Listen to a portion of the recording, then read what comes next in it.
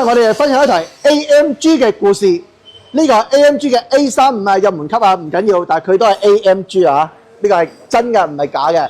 咁佢出現咩問題咧？就係佢喺計上同埋車飆出去嘅時候咧，一個急加速，頭車一踩就兜唔過人哋，熄火，重新再着車，又好翻啦。一個就抖動之後咧，就亮到呢個發動機故障燈。咁跟住咧就日常用車冇問題。呢一台車咧之前咧俾其他車行收過嘅。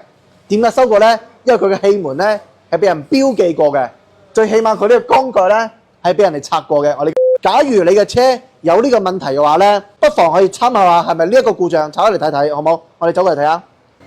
呢度都蝕晒嘅。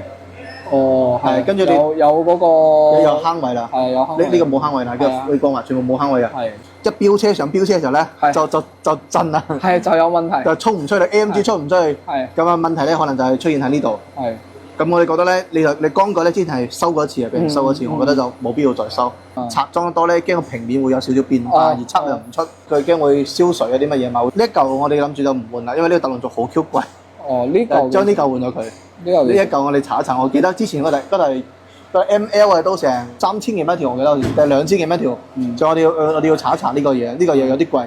所以我個人建議咧就換呢個特輪軸，換咗呢啲嘢佢，呢啲換晒佢。係16個全換，包呢個特輪軸波換咗佢，係咁啊。呢個係咁呢個如果後期發現呢個都出問題，咁點處理好啊？都一格，我覺得唔會嘅，因為佢咁多萬公里啦，計會出問題，應該都出問題啦。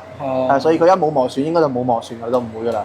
呢個咧，我知道佢個通病喺邊度，所以我之前嗰陣時同佢哋傾完之後咧，你問一問嘅話，我就話先睇下嗰個係咪嗰個問題。明白。因為我問過嗰啲全國呢個台車嗰啲車友啊，佢哋都係有反映呢個問題。仲有一個就係佢哋裝嗰個管啊，之前出廠嗰陣時。